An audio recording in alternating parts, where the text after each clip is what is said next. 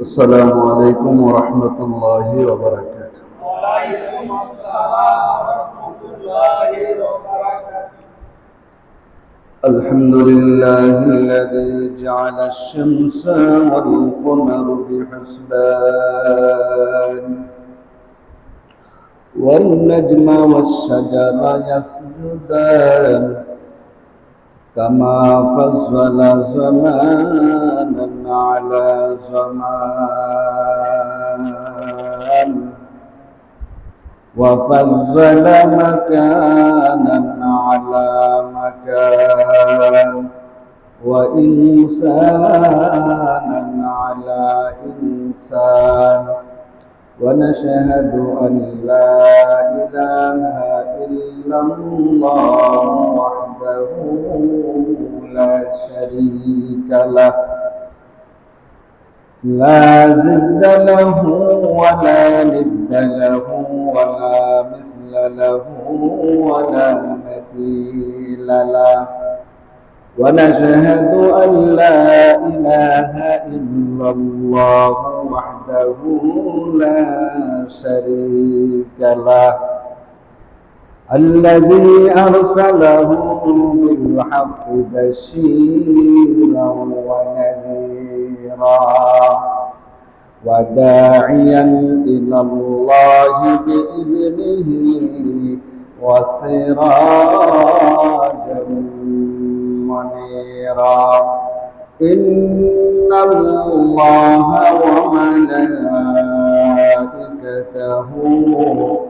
يصلون على النبي يا أيها الذين آمنوا صلوا عليه وسلموا تسليما اللهم صل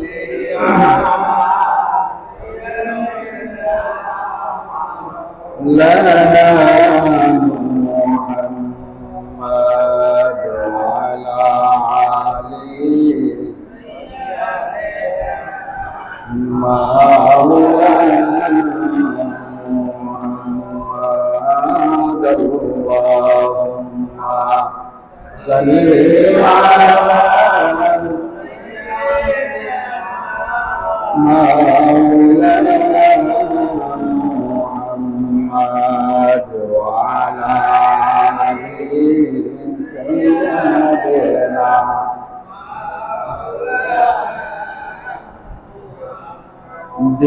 দিবানিশি মনরে আমার আর দিও না যন্ত্রণা দিবানিশি মনরে আমার আর দিও না যন্ত্রণা দনে যদি হইতাম দনে যাইতাম সোনার মদিনা আল্লাহুম্মা সাল্লি আলা সাইয়্যিদিনা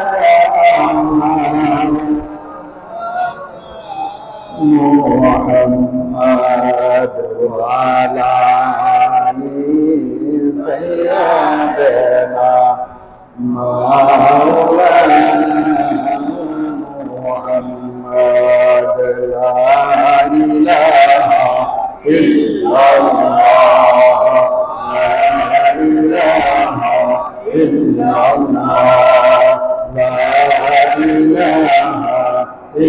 illallah, la ilaha illallah, la ilaha illallah, la ilaha illallah, la ilaha illallah, la ilaha illallah, la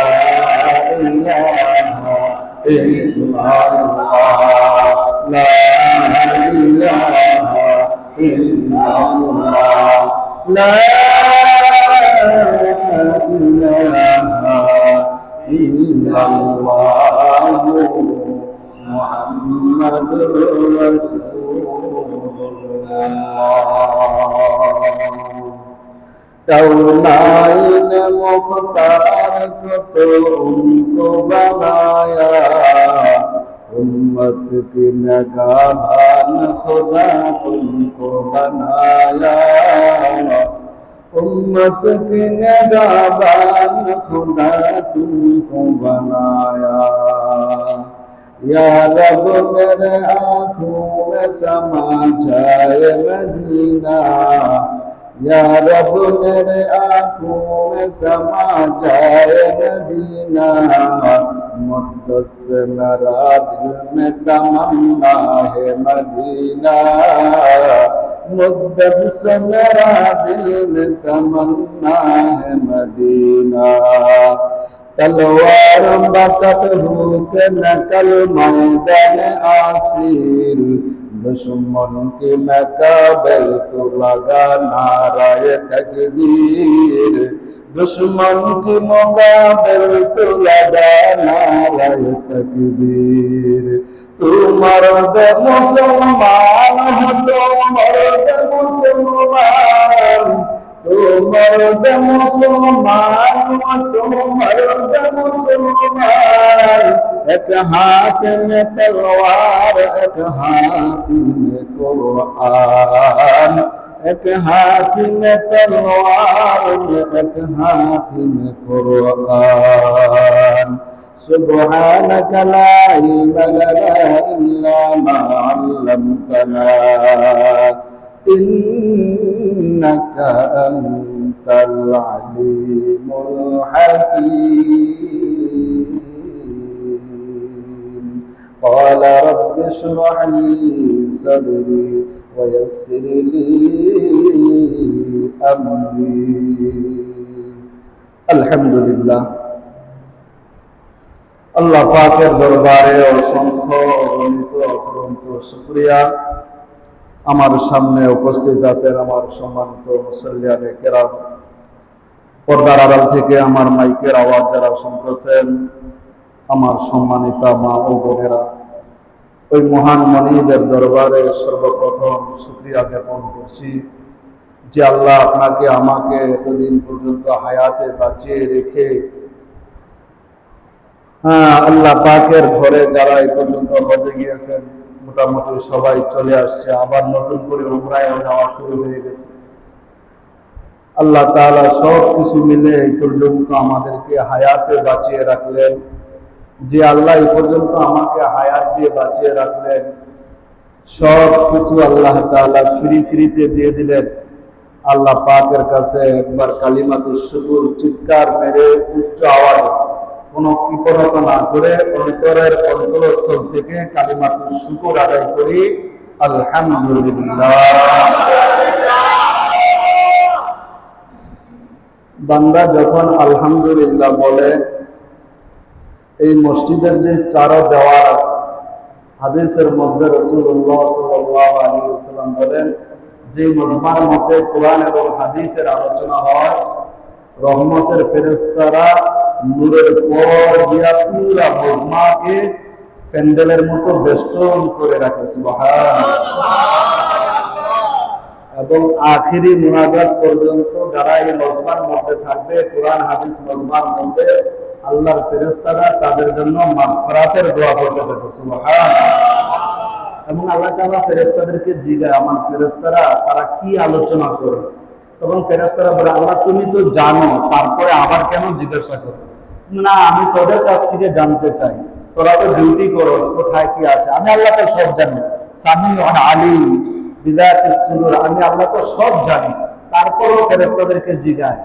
এটা একটা নিজাম, আল্লাহ ইচ্ছা করলে সব পারে, তারপরে একটা নিজাম বানাইছে দুনিয়ার মধ্যে। হ্যাঁ, ফেরেশতারা আল্লাহর কাছে বলে, আল্লাহ এই সমস্ত লোক জুমার দিন আগে আসছে, আয়েশা কোরআন এবং হাদিসের আলোচনা শুনতেছে, একজন বলতেছে আরেকজন চলতেছে, তারা কি চায়? আল্লাহ তোমার কাছে তারা জাহান্নাম থেকে মুক্তি চায়, জান্নাতের আশা করে। তাই নাকি? তাহলে সাক্ষী থাক, জুমার নামাজ পড়ে যখন বান্দা ঘরে ফিরল, আমি আল্লাহ তাআলা পুরো এক সপ্তাহের গুনাহ মাফ করে দিবে, তাকে আমি ঘরে ফিরাই জান্নাতের মেহমান বানাই। সুবহানাল্লাহ। এই জন্য আগে আসলে লস নাই, লাভ। যারা আসে নাই ঠকছে, জিতে নাই। অনেকে মনে করে দেখি জুমার খুতবার পরে আসে, জুমার বয়ানের পরে খুতবা, নামাজের পরে, নামাজের আগে খুতবা হয়, খুতবার পরে আসে। খুতবা শোনা তো ওয়াজিব, বয়ান শোনা ওয়াজিব না, খুতবা শোনা ওয়াজিব। তা আপনি নামাজে আসলেন জুমার দিন, একটু আগে আসলেন, কি এত কাজ আপনার? জুমার খুতবা আপনি শুনতে পারলেন না, ওয়াজিব তরফ করলেন। হ্যাঁ, আবার অনেকে আসে যে কোন রকম, হ্যাঁ, সারাদিন সারা সপ্তাহ যে জামা পড়ছে, জুমার দিন কি এই জামা পরা চলে? আপনি বলেন, আপনি যদি আজকে একটা দাওয়াত থাকে, আপনি কি ওই পুরান জামা পরে যাবেন? সেখানে তো একজন মেহমান দুনিয়ার মানুষের কাছে মেহমান হবে। কিন্তু হাদিসের মধ্যে রাসূল বলেন, সাইয়্যিদুল আইয়াম, সপ্তাহের শ্রেষ্ঠ দিন তথা রোজার হজের দিন। এটা বিশাল ব্যাপার, সপ্তাহের শ্রেষ্ঠ দিন। আপনার ঘরের মধ্যে সবচেয়ে উত্তম পোশাক, নতুন পোশাক না, সেটা আপনার যদি আয়রন করে সুন্দর করে পরে আসে, আল্লাহ দেখবে, ফেরেশতারা দেখবে। ফেরেশতারা একটু ভিডিও করতেছেন, আমি যেমন ভিডিও করি, আমার যেহেতু ডাবল ক্যামেরা, একবারে ফিক্স করা, দেখা যায় না কেমন ফেরেশতা লাগাই দিয়েছে, আপনার চোখে আমার চোখে বাঁধবে না, কিন্তু আল্লাহ তাআলা দুজন লাগাই দিয়েছে। হ্যাঁ, কিরামান কাতিবিন, সব জানে, সব জানে। হ্যাঁ, দেখতেছে কি করতেছেন, কি করতেছেন। এই ফেরেশতারা এগুলা দেখে, দেখা আবার এদের রাখবে। আপনাকে কিয়ামতের ময়দানে আল্লাহ বলবে, বান্দা কি নামাজ পড়েছো? হ্যাঁ, ডাইরেক্ট বলবে, হ্যাঁ নামাজ পড়েছি। আল্লাহ বলবে, তাহলে সিজদা দাও। সিজদা দেওয়ার সময় রুকু দাও। রুকু দিতে পারবে, রুকুতে গিয়ে মাজা টান হয়ে থাকবে, সুদার হবে অটোমেটিক। ওই যে আপনি মিথ্যা বলছেন, ওইখানেও মিথ্যা বলছেন, আসলে তো করেন নাই। তখন আল্লাহ বলবে, কিনা বেলা সিজদা দিয়েছিস, রুকু দিয়েছি, আমি দিতে পারো না। তখন তো ঠিক সোজা হয়ে থাকবে, দেখাও হবে, তখন অটোমেটিক ধরা খাই যাবে। আপনার যে অঙ্গ প্রত্যঙ্গ যেগুলো আছে, এগুলো আপনার বিরুদ্ধে নালিশ করবে, তুমি আমাকে এটা ভালো কাজে ব্যবহার করো না, এই চক্ষু ভালো কাজে ব্যবহার করো না, এই জবান সারাদিন চলছে তো চলছে না, না বুঝতো, এই জবানের হেফাজত, জবানের হেফাজত। আল্লাহ রাসূল বলছেন, তোমরা জবান এবং লজ্জার স্থানের জিম্মাদারি আমাকে দাও, আমি তোমাকে জান্নাতের জিম্মাদারি নিয়ে নেব। সুবহানাল্লাহ, কত বড় কথা! এই জবানের দ্বারা, হাতের দ্বারা কেউ ফাঁসি হয়, আবার কেউ কি হয়, খালাস হয়। এই জন্য খুব চিন্তা ভাবনা করে করতে হবে। আল্লাহ তাআলা যে মুখ দিয়েছে, খালি বলেই ফেললাম, বললেই কি এক লাভ? কিন্তু রাসূল বলেছে, মান সমাতা নাজা, যে চুপ থাকে সে নাজাত পায়, যে চুপ থাকে সে নাজাত পায়। সাহাবায়ে কেরাম রাসূল জিজ্ঞাসা করতে, তুমি কি এটা জানো? জানলেও বলতো না। এখানে উপস্থিত রাসূল আছে, কি বলতো জানেন? আল্লাহু রাসূল আলাম, আল্লাহর রাসূল আল্লাহ কি ভালো জানে। অথচ জানে, তারপরেও কি কয় না। এবং রাসূলের সামনে উচ্চ স্বরে আওয়াজ করা নিষেধ, উচ্চ আওয়াজে কথা বলা নিষেধ। চিন্তা করেন। কিন্তু ওই রাসূলের শান মান নিয়ে যারা কি করে, অনেক কুলঙ্গার আছে আমাদের দেশে, ব্লগার কয়, আবার কিছু নাস্তিক মার্কা এরকম পেয়াকোলা পীর আছে। হ্যাঁ, মা ফাতেমারে মা ফাতেমা মা কয়, আবার কয় আমার স্ত্রী। এমন আছে না আমাদের যে কুলঙ্গার পীর আছে, দেওয়ানবাগে আছে, এরকম একটা বাজিমুল বদল। কিছুক্ষণ আগে কইল মা ফাতেমা, আবার কয় আমার কি আকল আছে না গেছে? গেছে? কিছুক্ষণ আগে কইল মা ফাতেমা, আবার কয় আমার স্ত্রী। মা কোনদিন স্ত্রী হইতে পারে? আকল কত!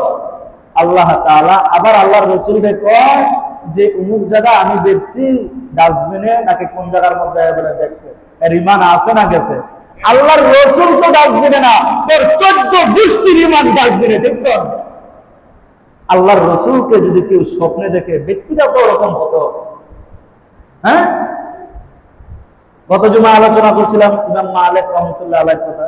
চার মাযহাবের একজন ইমাম মালিক রহমতুল্লাহ আলাই যতদিন মক্কার মধ্যে মদিনার মধ্যে ছিল প্রায় 50 থেকে 40 বছর সে জুতা পায়ে দেয়। তো সবাই জিজ্ঞাসা করে, হযরত আপনার জুতা পায়ে দেন না কেন? কি মনের ভিতরে আঘাত? এই মদিনার বুকে আমার রাসূল কোন জায়গায় পাড়া দিয়েছে, যদি আমার জুতার পা ওখানে লাগে তো আমি আল্লাহর কাছে কি জবাব দেব? আল্লাহ কেমন তার দিন ওরকম ঈমানওয়ালা তো হতো। এরা হচ্ছে আশিকে রাসূল, আর তুমি বিশ্ব আশিকে রাসূল অলিকুলের শিরোমণি লেখা আজে বাজে কথা বল। হ্যাঁ, রাসূল পাক সাল্লাল্লাহু আলাইহি ওয়াসাল্লামের কাছে সে তার জন্ম মক্কা কিন্তু মদিনায় থাকে, কিন্তু সে ইচ্ছা করলে মক্কা থেকে মদিনা কত দূর, মাসও তো দুবার হজ করতে পারে, কিন্তু হজে যায় না। যদি যায় আমার মক্কা মৃত্যু হয়ে যায়, আমি তো আর আমার দাফন কি হবে না মদিনায়? কত বড় ইচ্ছা, সে যায় না হজ করতে। একবার স্বপ্নের মধ্যে আল্লাহর রাসূল সাল্লাল্লাহু আলাইহি ওয়াসাল্লামের সাথে মোলাকাত হয়ে গেল ইমাম মালিকের। ইমাম মালিক পাইয়া তো খুশি, ইয়া রাসূলুল্লাহ, কি আপনি কি আমাকে বলবেন আমার হায়াতটা কতদিন? যদি হায়াত বেশি থাকে তাইলে একবার কি করে যায় মক্কা যায় হজটা করে আসি। যদি আমার হায়াত কম থাকে, যদি আমি গেলাম, যদি এখানে মৃত্যু হয়ে যায়, আমার দাফন করে হবে মক্কা হবে, কিন্তু তার ইচ্ছা আমি কোথায় থাকবো? মদিনা। এটা হলো রাসূলের আশা। কিন্তু আল্লাহর রাসূল কিছু বললেন না, স্বপ্নের মাধ্যমে এরকম হাত দিয়া 5 আঙ্গুল দেখায় গেলেন। কি আঙ্গুল দেখায় গেলেন? সকালবেলা ঘুমের মধ্যে থেকে ঘুম ভাঙার পরে এখন পেরেশানি, মানে 5 দিয়া কি করলো? 5 বছর, 5 মাস, না 5 দিন, না 5 ঘন্টা? পেরেশানি আরো বাড়ছে না কমছে? তো না জানাই তো ভালো ছিল। এখন তো এই স্বপ্নের তাবির কে করবে? ওই জমানার সবচেয়ে স্বপ্নের তাবির ইবনে সিরিন রহমতুল্লাহ আলাইহি কাছে তার খাদেমকে পাঠাইলো, যায়া বলবা এমন লোক এরকম স্বপ্নে দেখছে আল্লাহর রাসূলকে, আল্লাহর রাসূল তাকে কি দেখাইছে? 5 আঙ্গুল দেখাইছে। ইবনে সিরিন তার খাদেমকে পাঠাইছে, যা বলতেছে ইমাম মালিক তার খাদেমকে পাঠাইছে ইবনে সিরিনের কাছে যে হযরত আমার শায়েখ আব্দুল মালিক আপনার স্বপ্নে, মালিকের কথা বলে নাই, যে এমন এক লোক স্বপ্নে দেখছে, আপনি তার তাবিরটা বলেন। ইবনে সিরিন কয় কে সেই লোক? কয় নাম বলতে নিষেধ করছে। কয় নাম যদি না বলে স্বপ্নের ব্যাখ্যাও বলা নিষেধ, যাও। আবার আইছে, কয় হযরত যদি নাম না বলেন সে স্বপ্নের ব্যাখ্যাও কি করবে না, বলবে না। কারণ আল্লাহর রাসূলকে স্বপ্নে দেখছে, লোকটাকেও চিনতে হবে কিরকম লোক।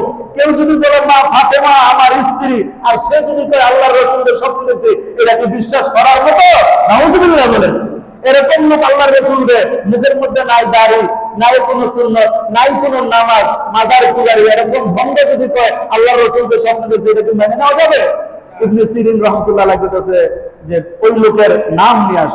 খাদেম আবার আসছে ইমাম মালিকের কাছে, হযরত নাম না বললে তো স্বপ্নের ব্যাখ্যা বলবে না। কই যাও, যাই আমার নাম বলো। এবার ইমাম মালিক রহমতুল্লাহ আলাইহির কাছে তার খাদেম যাই ইবনে সিরিনের কাছে বলতে, শায়েখ যে স্বপ্নে দেখছে তিনি মানে আমার শায়েখ ইমাম মালিক রহমতুল্লাহ আলাইহি, জমানার সবচেয়ে বেশি মুজাদ্দিদ বা জমানার ইমাম মালিক। ইবনে সিরিন কয় হ্যাঁ আমি জানি, এই স্বপ্ন ইমাম মালিক ছাড়া আর কেউ দেখতে পারে না। সুবহানাল্লাহ। হযরত তাহলে এই স্বপ্নের ব্যাখ্যা কি? ইবনে সিরিন রাহমাতুল্লাহ আলাইহি বলেন, এই স্বপ্নের ব্যাখ্যা 5টা জিনিসের এলেম তোমার শায়েখকে বলে দিবা। দুনিয়ার সমস্ত মানুষ, নবী, পয়গম্বর সব মিলে সবাইকে অন্যান্য সব এলেমের জ্ঞান দেওয়া হয়েছে, কিন্তু 5টা এলেমের জ্ঞান আল্লাহ দুনিয়ার কাউকে দেন নাই। তার মধ্যে একটা হলো কার মৃত্যু কখন হবে এটা নবীও জানে না। সুতরাং তাকে বলে দাও এটার জ্ঞান একমাত্র কার কাছে? আলিমুল গায়বি ওয়াস শাহাদাতি হুয়ার রহমানুর রহিম। আবার যদি কোনো ভণ্ড পীর বলে আমি গায়েব জানি, তার ঈমান আছে না গেছে? আল্লাহ বলেন গায়েবের মালিক আমি আল্লাহ। দুনিয়ার কেউ যদি বলে, ভণ্ড বাবা বলে তোমার ভবিষ্যতে এই হবে, সে ভণ্ড নাকি ভালো? ধরে বলেন। আমরা যারা হাত গোনাই, রাশি গোনাই, এটা কি ভালো না মন্দ? এ রাশি দেখে তোমার ফাড়া কয়টা আছে বলে দে, বিয়া কয়টা আছে বলে দে, ঈমান আছে না গেছে? ঢাকা শহরে টিয়া দিয়া, চিঠি দিয়া গোনে, আপনারা দেখছেন কি? রাস্তার মধ্যে বলে থাকে ভাগ্য বাড়ছে, এগুলা করলে ঈমান থাকে? গায়েবের মালিক কে? চিল্লায়া বলতে বলেন। দুনিয়ার কাউকে এই এলেম, 5টা এলেমের দেওয়া হয় নাই।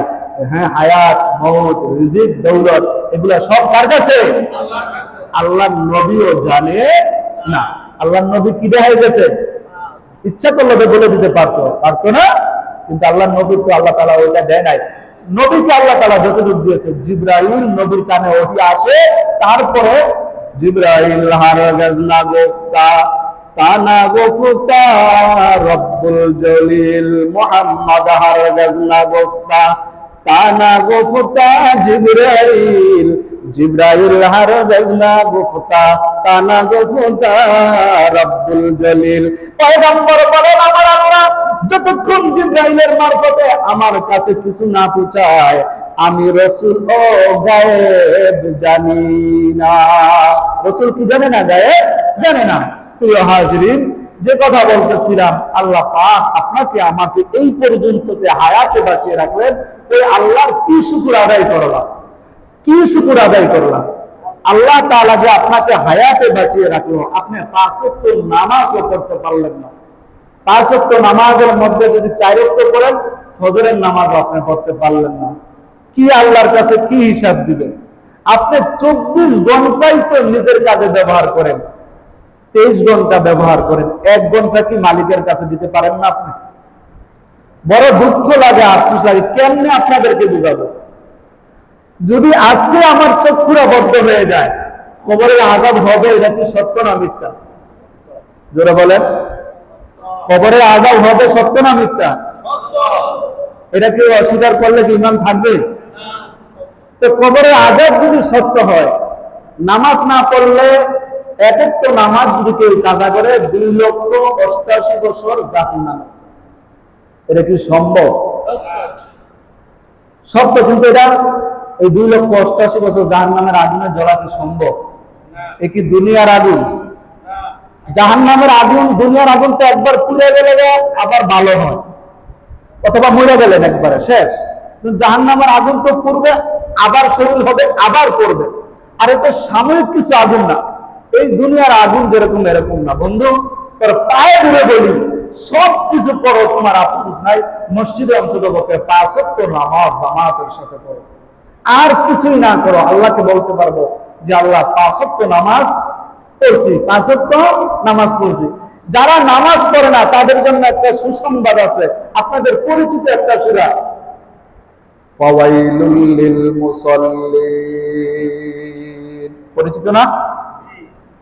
ফাওয়াইলুল লিল মুসাল্লিন।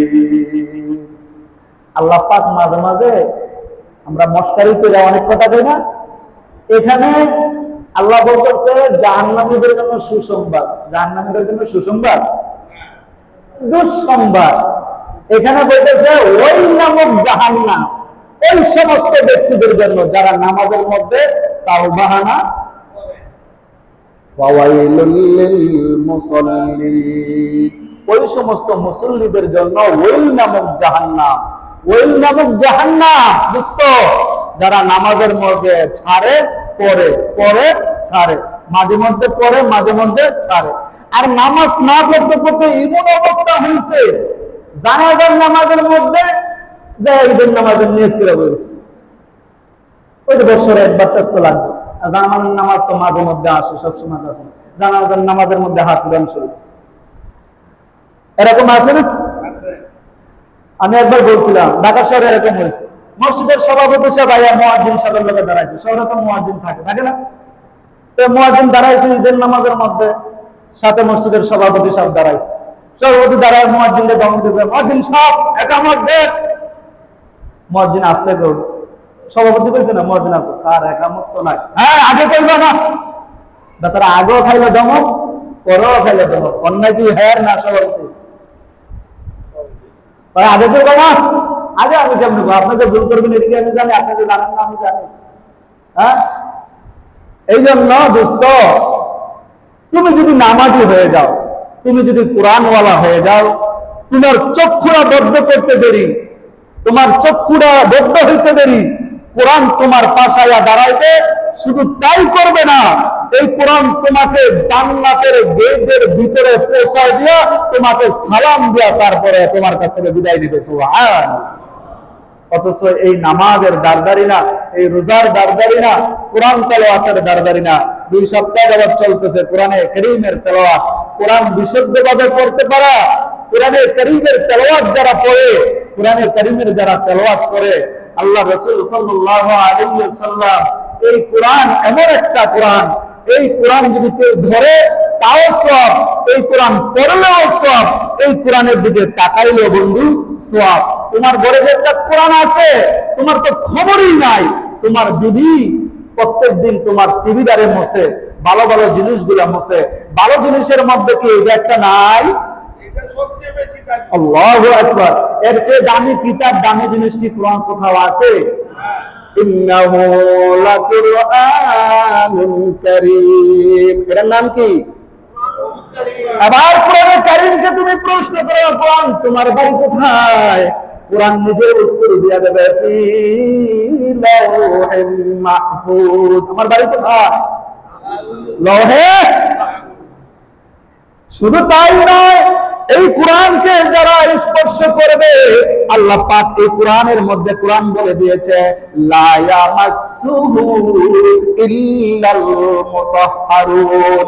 যারা অপবিত্র মুশরিক মুনাফিক তারা এই কোরআনকে ওযু ছাড়া স্পর্শ করা সবে যাবে না। এই কোরআন পড়লেও সওয়াব, এই কোরআন দেখলেও সওয়াব। এই কোরআনের সাথে যারা সম্পর্ক লাগাইবে তাদেরকেও আল্লাহ রহমতের ঘোষণা দেয়। আমরা যারা এখন মসজিদের মধ্যে কোরআন এবং হাদিসের বয়ান শুনতে আসছি, পয়গম্বর সাল্লাল্লাহু আলাইহি ওয়াসাল্লাম বলেন, আল কবরু রাউদাতুম মিন রিয়াজিল জান্নাহ আও হুফরাতুম মিনান নার আও হুফরাতুম মিনান নার। রাসূল আমার জানায়া দেন, যেই ব্যক্তি কোরআনে কারীমের মজমার মধ্যে বসবে, কোরআনে কারীমের মজমার মধ্যে যারা বসবে এবং শেষ মুনাজাত দিয়ে এখান থেকে যারা বিদায় হবে, পয়গম্বর তার হাদিসের মধ্যে বলেন, এই কোরআন তার কবরের মধ্যে যায় এক পাশে দাঁড়ায়া যাইবে। ফেরেশতারা যখন প্রশ্ন করবে, বলবে, খবরদার খবরদার, তাকে অন্য কোনো প্রশ্ন করবে না। ফেরেশতারা বলবে, তুমি কে? আমার কোরআনে কারীম উত্তর দিবে, আমি হলাম এই কোরআনুল কারীমের ওই অংশ যেটা প্রত্যেকদিন এশার নামাজের পরে আমার বান্দা পড়তে অথবা আমার বান্দা পড়তে পারে নাই, কিন্তু কোরআন শরীফটা বুকের মধ্যে লাগাইছে, লাগায় চুমা খাইছে, কিন্তু চোখ আছে কিন্তু পড়তে পারে না। আঙ্গুল লাগায়া বলছে, হাযা কালামু রাব্বি। এটা দুনিয়ার কোন মানুষের কালাম না, এটা হলো আমার মালিকের কালাম। আল্লাহু আকবার। যে ব্যক্তি এরকম ভাবে পড়তে থাকবে, আমার আল্লাহ বলেন, বান্দা তুই পড়তে পারিস না, আমি আল্লাহ কিন্তু জানি, কিন্তু তারপরেও কিন্তু কোরআনের মহব্বত তোর দিলে তুই কোরআনটাকে প্রত্যেকদিন সকালবেলা মইসা একটু চুমা খাও, আর মনে মনে কষ্ট লাগে, আমি কেন পড়তে পারি না। আমার আল্লাহ বলেন, ওরে বান্দা, দুনিয়ার মানুষ তো তোর চেহারা সুরত দেখে, আমি চেহারা সুরত দেখি না, আমি দেখি তোর অন্তরের ভিতরে আমার জন্য জ্বালা পোড়া আছে কিনা। সকালবেলা ফজরের নামাজটা পড়িয়া কোরআনে কারীমটারে নিয়ে তুমি একটু চুমা খাইলা। আল্লাহ বলেন, মান তাসাব্বাহ। এই নম্বর হাদিসের মধ্যে জানায় দেন, যে ব্যক্তির কোরআনের সাথে সম্পর্ক হবে, ওই ব্যক্তির হাসন নাসর আল্লাহ তাআলা সহজ করিয়া দিবে। সুবহানাল্লাহ। এর দুনিয়ার মুসলমান, ঈসা পয়গম্বর একদিন কবরের পাশ দিয়া রওয়ানা। ঈসা পয়গম্বর কবরের পাশ দিয়ে যায়, কবরের পাশে দেখে জাহান্নামের আগুন জ্বলতেছে। নবীদেরকে আল্লাহ এই পাওয়ার দিয়েছে, জাহান্নামের কবরের আযাব নবীরা দেখতে পারে, জানেননি? এই পাওয়ার কাদেরকে দিয়েছে? আপনাকে, আমাকে, পয়গম্বরদেরকে। ঈসা পয়গম্বর কবরের পাশ দিয়ে যায়, হঠাৎ করিয়া দেখে কবর থেকে জাহান্নামের চিৎকার আর আওয়াজ। ঈসা পয়গম্বর পিছনের দিকে তাকাইলেন না, চলিয়া গেলেন। হঠাৎ করে আবার কিছুদিন পরে পয়গম্বর ঈসা ওই কবরের পাশ দিয়ে আবার আসতেছে। ঈসা পয়গম্বর আবার যখন সেদিন কবরের পাশ দিয়ে আসে, এবার দেখে কবরের মধ্যে কোনো আযাব নাই, মেশকের গ্রান। সুবহানাল্লাহ। ঈসা পয়গম্বর ডাক দিয়া আল্লাহকে ডাক দেয়, আওয়াজ দিয়া কয়, ও দয়ার মালিক, কিছুদিন আগে কবরের পার দিয়া গেলাম, কবরে জাহান্নামের আযাব দেখলাম, আজকে কেন কবরে জাহান্নামের আযাব নাই? আবার আল্লাহ আমার গায়েব থেকে আওয়াজ দেয়, ও ঈসা পয়গম্বর, যে লোকটা কবরের মধ্যে শোয়া, এই লোকটা কিছুদিন আগে দুনিয়া থেকে ইন্তেকাল করেছে। ইন্তেকালের সময় যখন গণা আসছে, মানুষ দেখবেন ইন্তেকালের আগে নিজেরটা নিজে টের পায়। এই লোকটা যখন অসুস্থ হইল, অসুস্থ হওয়ার পরে বিবিকে দায়িকা বলে, বিবি আমার শুনিয়ে নাও, আমি যেরকম অসুস্থ হয়েছি মনে হয় আমার আর বাঁচার আশা নাই, আমার শরীরে কয় আমি আর বাঁচবো না। ওরে বিবি তোর কাছে একটা ওসিয়ত করিয়া যায়, একটু শুনিয়া রাখ, আমার সন্তান একটা তোর গর্ভের মধ্যে আসতেছে, কিছুদিন পরে যদি আমি মরার পরে গর্ভে সন্তান হয়, আমি কবরে যাওয়ার আগে ওসিয়ত করিয়া যাই, আমি মনে হয় বাঁচবো না, তবে তোমার গর্ভে যে সন্তানটা আমার হবে, এই সন্তানটাকে তুমি হাফেজে কোরআন বানাইয়া। সুবহানাল্লাহ। আবার ওই বিবি তার সন্তানটাকে হাফেজে কোরআনের বানানোর জন্য স্বামী তো দুনিয়ার থেকে চলিয়া যায়, 4 বছর 5 বছরের সন্তানটাকে নিয়ে মা দক্ষিণী যখন মক্তবের মধ্যে যায়, মক্তবের মধ্যে হুজুরের কাছে যখন দেয়, হুজুর আবার বাচ্চাকে সবক দেয়। কি সবক দেয়? বিসমিল্লাহির রহমানির রহিম। এবার ছোট বাচ্চা বিসমিল্লাহ পড়ে, বিসমিল্লাহ যখন ছোট বাচ্চাটা তেলাওয়াত করে, ফেরেশতারা ডাকে কয়, দয়ার মালিক, এই ছোট বাচ্চার তো কোনো আমলনামা নাই, তার তো কোনো গুনাহও নাই, তার আমলনামা কি হবে? এবার আপনাদের কাছে প্রশ্ন, কোরআন শরীফ পড়লে প্রত্যেক হরফে কয় নেকি হয়? বিসমিল্লাহর মধ্যে কতগুলি হরফ? প্রত্যেকটা হরফে যদি 10টা করে নেকি হয়। এই ছোট বাচ্চার তো কোনো গুনাহও নাই, নেকিও নাই। ফেরেশতারা ডাক দিয়ে কয়, মালিক, এখনো তার তো গুনাহের খাতা খোলা হয় নাই, তার তো কোনো আমলনামা পুরা হয় নাই, তাহলে তার আমলনামা কি করব? এবার আমার আল্লাহ ডাক দিয়া কয়, এ ফেরেশতারা শোন, তার বাবা কোথায়, তার বাবা কোথায়, তার মা কোথায়? আল্লাহ ডাক দিয়া কয়, ফেরেশতা কয়, ও আল্লাহ, তুমি তো জানো তার বাবা কোথায়, তারপরেও কেন আমাদেরকে জিজ্ঞাসা করো? কয় না, আমি তোদের কাছ থেকে শুনতে চাই। কয় এই বাচ্চার বাবা তো কবরে শুয়ে আছে। কয় কবরের মধ্যে কিছুদিন আগে দেখলাম জাহান্নামের আগুন, দয়ার মালিক আজকে কেন জাহান্নামে মেশকের গেলাম? কয় এই ছোট বাচ্চাটা যখন মক্তবে যায়, মক্তবে যাইয়া ওই বাচ্চা যখন বিসমিল্লাহির রহমানির রহিম, আবার ঈসা পয়গম্বর কয়, মালিক বুঝলাম না, যাওয়ার সময় দেখলাম কবরে আযাব, আবার আসার সময় দেখি কিছুদিন পরে আযাব নাই, কি তোমার মুআমালা বুঝলাম না। আমার আল্লাহ ডাক দিয়া কয়, বান্দা তোরা আমার কৌশল বুঝবি না, আমি আল্লাহ যা পারি, যা করি দুনিয়ার কেউ পারে না। ওয়া মাকারু ওয়া মাকারুল্লাহ ওয়া মাকারু ওয়া মাকারুল্লাহ ওয়াল্লাহু খায়রুল মাকিরিন। আল্লাহ বলেন, ও দুনিয়ার মুসলমান, ও দুনিয়ার মুসলমান, খেয়াল করিয়া শোনো, আমি আল্লাহ যা বুঝি, আমি আল্লাহ যা করি দুনিয়ার কেউ তা পারে না। এবার ঈসা পয়গম্বরকে ডাক দিয়া কয়, ও ঈসা পয়গম্বর, এই সন্তানটা যখন মাদ্রাসার মধ্যে যায় বিসমিল্লাহ বলল, এই বিসমিল্লাহর মধ্যে কি আছে আমার একটু শোনাও। এবার বিসমিল্লাহর মধ্যে আছে, আল্লাহ পরম করুণাময় দয়া দয়ালু আল্লাহর নামে শুরু করলাম। কত সুন্দর নাম, কত সুন্দর নাম। আমার আল্লাহ ডাক দিয়া বলে, ঈসা পয়গম্বর রে, এই ছোট বাচ্চাটাকে আমাকে বলো আমি নাকি দয়ার মালিক, আমার চেয়ে করুণাময় আর দুনিয়ার কেউ নাই।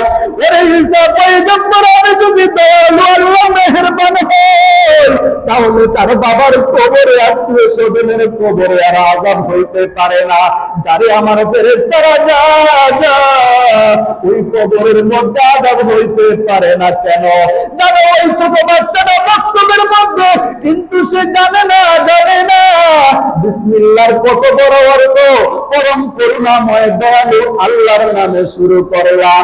কত ছোট বাচ্চা তো জানে না, ওই বাচ্চা যখন আমাকে সাক্ষী দিল পরম করুণাময় দয়ালু আল্লাহ, এই বাচ্চার কথা শুনে আমি আমার আল্লাহর দয়া হয়ে গেছে।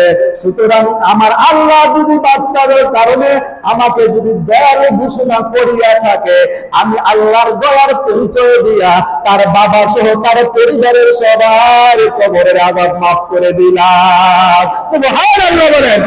হাকিকত সে তু দুনিয়া বেখবর है, दुनिया की नुमाइश पर नजर है, नमी गोयाम के आज दुनिया जुदा बस, बाहर कारे के बाशी बा खुदा बात।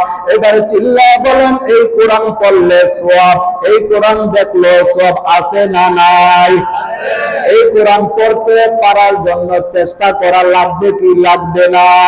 যে ব্যক্তি এই কোরআনের সাথে সম্পর্ক লাগাইছে, আজকে কোরআনের কারিমের সম্পর্ক হওয়ার কারণে চেয়ারের মধ্যে বসতে পারছি রে বন্ধু। তোমার মতো যদি ডাক্তার হইতাম, কিন্তু আমাকে এই চেয়ারে বসতে পারতাম না। এমপি হইলে 5 বছর, চেয়ারম্যান হইলে 5 বছর, তারপরে আর চেয়ার থাকে না। উলামায়ে কেরাম কোরআন ওয়ালাদের চেয়ার মরার আগ পর্যন্ত চিল্লায় বলেন ঠিক কিনা? এই জন্য তোমার ঘরে যদি সন্তান হয়, তোমার ঘরে যদি নায়নাতপুর হয়, তুমি আজকে থেকে ওয়াদা করিয়া নাও, কোরআন ওয়ালার বাবা না হইয়া কবরে যাইবা না। নাতিদেরকেও কোরআন পড়াও। আজকে তুমি যদি মারা যাও রে বন্ধু, মারা জনম দুঃখী তোমাকে বলবে, আত্মীয় স্বজন দৌড়াইতে থাকবে, ঘরে বাইরে কান্নার রোল করে যাবে, কিন্তু তোমার ঈমান আমল নিয়ে তুমি যে কবরে যাইতেছ, কি নিয়ে যাইতেছ? ইয়াউমা ইয়াফিরুল মারউ মিন আখিহি, যাদের সাথে তোমার জীবনের সম্পর্ক, আল্লাহ বলেন তোমার ভাই, যে ভাইকে কেউ বকা দিলে তুমি লাঠি নিয়ে দৌড় দিছ, ওই ভাই তোমার সঙ্গী হবে না। ওয়া উম্মিহি ওয়া আবি, মা তার সন্তানের কাছে যাবে, সন্তানটাও তার মার কাছে যাবে। ও মা, একটা নেকি দিলে তো পুলসেরা পার হইতে পারে। মা বাপ দিয়ে বলবে, ওরে সন্তান, আমার তো জীবনে বিবাহ হয় নাই, তুই সন্তান কই থেকে আসলি? ওরে ভাই, ওরে বন্ধু, তোর কাছে বলিয়া যায়, নামাজ হবে তোর সঙ্গী, কোরআন হবে তোর সঙ্গী, এই দুনিয়ার যত সুন্দর যে দেখো, এগুলা হবে তোর পরীক্ষার বস্তু। চিল্লায় বলেন ঠিক কিনা? এই জন্য পরীক্ষার হল আমার আল্লাহ এই দুনিয়াটা বানাইয়া দিয়েছে। এই পরীক্ষার হল থেকে তোমাকে পাস করে যাইতে হবে, কিন্তু তুমি মনে করতেছো না আমার মা, আমার দিদি, আমার সন্তানেরা আপন।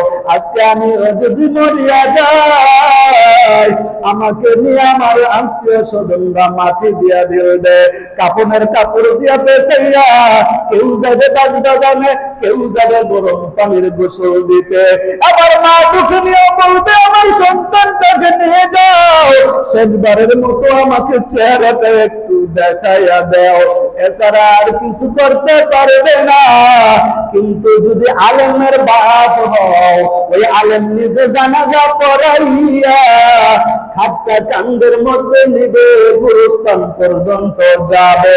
গুরুস্থানের মধ্যে কেউ না নামলে আলেম কিন্তু দাঁড়াইয়া থাকবে না, লাফ দিয়া নামিয়া যাবে। নিজের বাবাকে নিজে দাফন করবে, এর চেয়ে ভাগ্য আর কি হয়? এর চেয়ে ভালো ভাগ্য আর হইতে পারে না রে বন্ধু।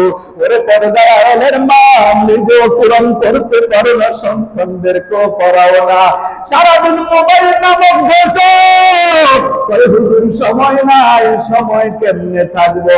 আজকে বলে বাইরে এরকম একটা যন্ত্র টিভি আর লাগবে না, এই মোবাইল দিয়া সব খাইছে, মোবাইলে সব খায়া ফেলাইছে। সন্তানের পানি পড়ে যায় এমন ঘটনা আছে, স্টার জলসা দেখতে গিয়া সন্তান হারাইছে, চুলার মধ্যে রান্না বসাইয়া মোবাইল দেখতেছে।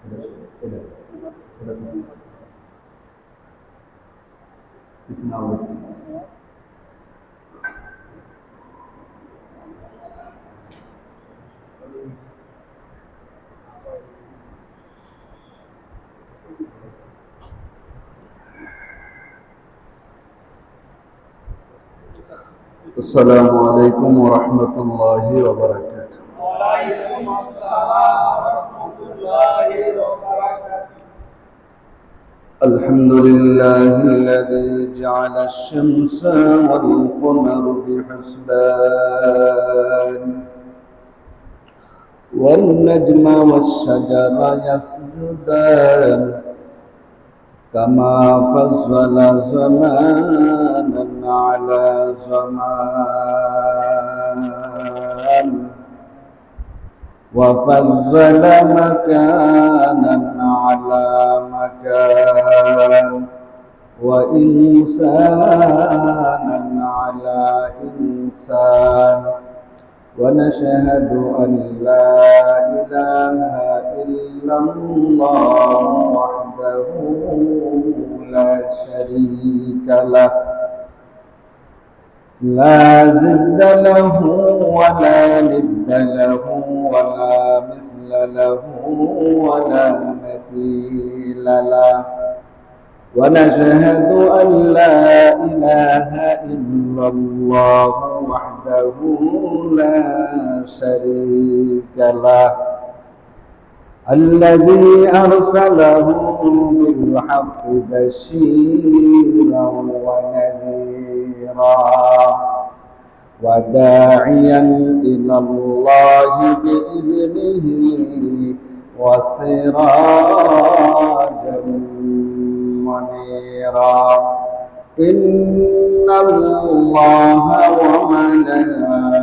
وملائكته يصلون على النبي يا أيها الذين آمنوا صلوا عليه وسلموا تسليما اللهم صل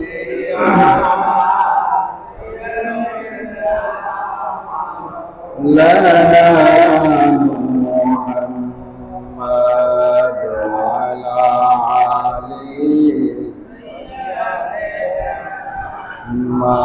مولانا محمد اللهم صل على مولانا محمد وعلى آل سيدنا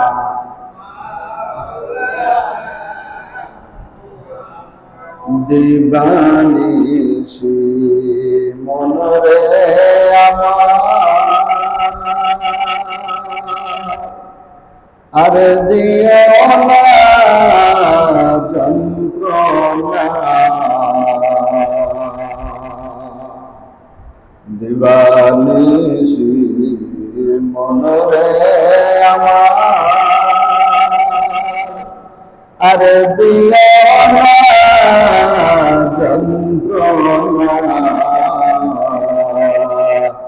বনে যদি হইতাম ধনী যাইতাম সোনার মদিনা আল্লাহুম্মা সাল্লি আলা সাইয়্যিদিনা